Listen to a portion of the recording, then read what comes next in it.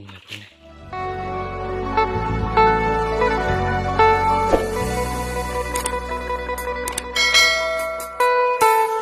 สบายดีพ่อแม่พี่น้องสบายดียามเช้าทุกคนยินดีต้อนรับเข้าสู่ช่องพันธุยกับงานกินคือเก่าทุกคนวันนี้ให้ยังอยู่ในป่าครับอยู่ในป่ามือที่สองทุกคนเราคือได้ดักยิงนกแล้วก็ยิงกระหอกเขากินมะไข่คือเก่าทุกคนเลยถ้าเบิ่งในกันเลยว่าสิมานหรือว่าในรอบเช้าทุกคนในEP 2มาลุ้นนำกันเลยเดี๋ยวนี้ก็เป็นเวลา5 โมงเช้าแล้วทุกคนก็สิแจ้งนะมาลุ้นกันเลยว่าเขาสิเขาหรือว่านกปลาจะตื่นนะทุกคนในรอบเช้าใน EP 2นี่เขาไปการแต่คืนนี้ก็ถือว่ามันอยู่ทุกคนนะพอดีแต่พอเป็นกินมักไห้ที่บอลให้นี่เราการจะได้แต่นก3 ตัวพอได้กินทุกคน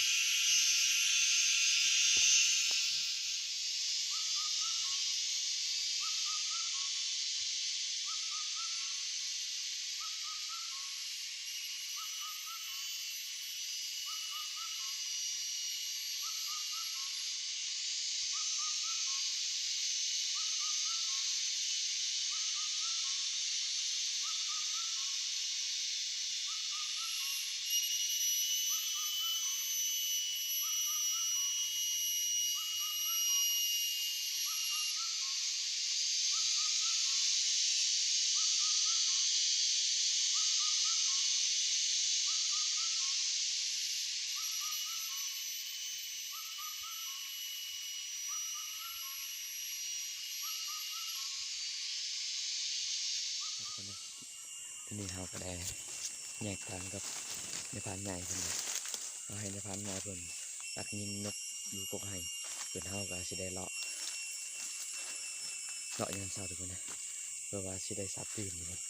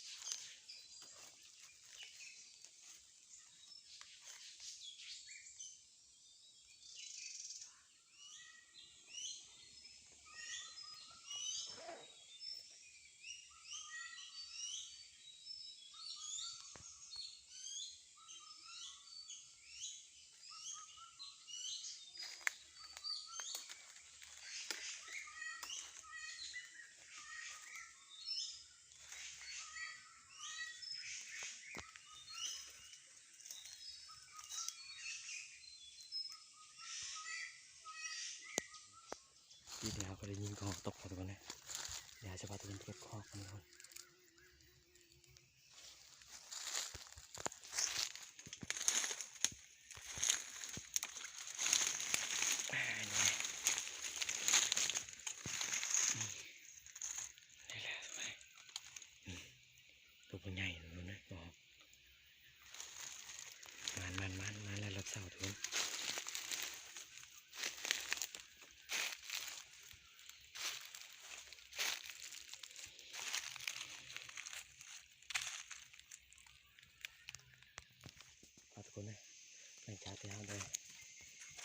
ว่าสาวจุ่มแม่ตัวนะคือประมาณนี้ได้กระหักตัวหนึ่งตัวนะถ้าไปจะได้กลับไปหาในพันใหญ่อะไรตัวนะเราเป็นสิมานดูบ่เป็นนางขาวกองไห้จะเป็นกันแต่ว่าเป็นสีแดงยังไงตัวนี้จะเป็นจะแสงลงมาทวนเลยนี่ก็7 โมงเช้าแล้วทวนสวยแล้วตัวนะสิไปเบิ่งในบ้านเป็นว่าสีแดงยังไงก็ได้ยินน้ำเปล่าตกแล้วตัวนะเดี๋ยวจะพาทุกคนไปเก็บกุ้ง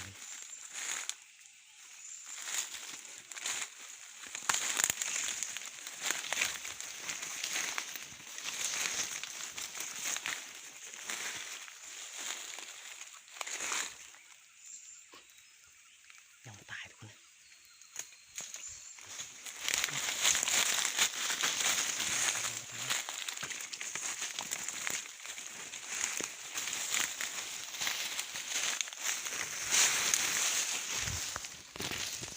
แรงจับจนเหนื่อยทุกคนนะ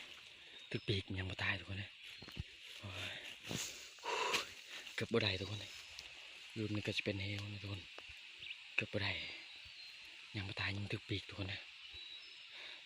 มันนี่ได้2 แต้มก็กำลังเป้าขาเลาะกลับมายังไม่ตายอยู่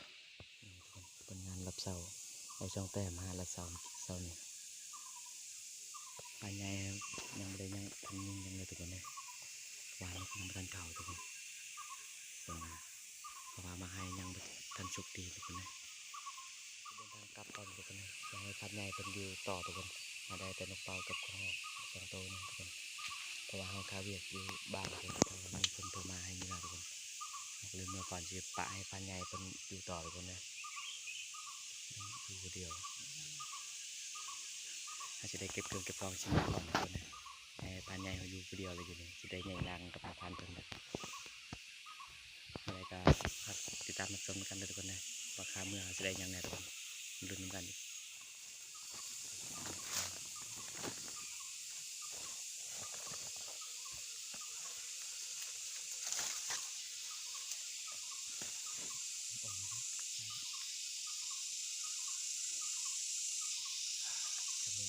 เป็นเห็นตอนได้คือเนื้อทุกคนเอาถึงเรื่องตัดตอนไหนสายพันธุ์ใหญ่เป็นดูต่อเดียวกันเดี๋ยวก็ได้รับเสาพร้อมกับนกเป่าทุกคนนะอยู่ประมาณนี้ทุกคนมาที่นี่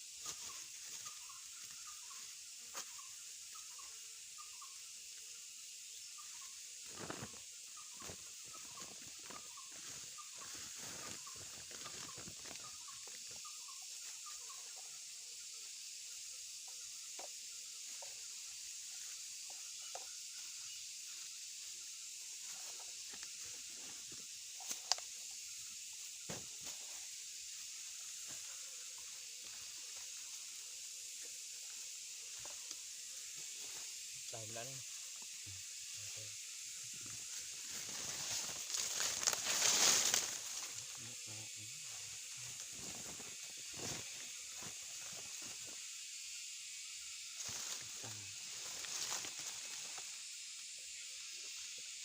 อีกอย่างครับ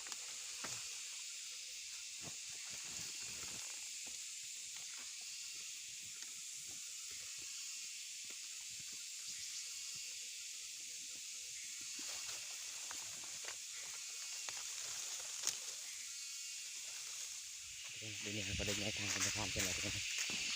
ได้ปะมาทานเป็นอยู่เดียวครับมาตาให้มาทานเป็นอยู่เดียวให้ยังไม่เรียกทุกคนอยู่บ้านโทรมาวิกคิดว่าจะอยู่2 มื้อทุกคนแต่ปีก็โทรมาว่ามีเวียกอยู่บ้านเขาก็เลยจะได้กลับก่อนมาทานเป็นยังอยู่ต่อทุกคนนะมันรุ่นสำหรับข้าเมื่อทุกคนว่าสิริพอร์ตอีกนี่อีกเดี๋ยวนี้ติดตามมาชมกันเลย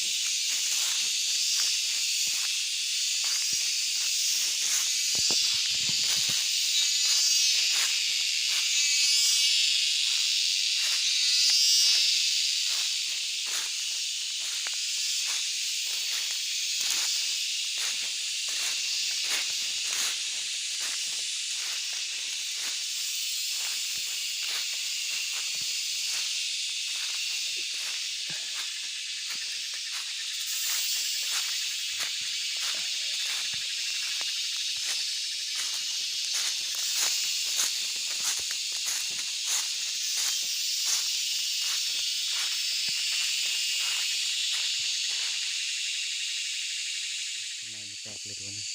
ใบมันเป็นสีแดงทุกคนมันต่างจากต้นไม้ต้นอื่นเลยทุกคนนะงามเลยทุกคนนะอยู่ในป่านี่อยู่ต้นเดียวอะไรเป็นสีแดงใบไม้นะต้นอื่นจะเป็นสีเขียวหมดทุกคนสังเกตว่าต้นนี้อะไรแปลกไปสุดทุกคนเป็นสีแดงงามดี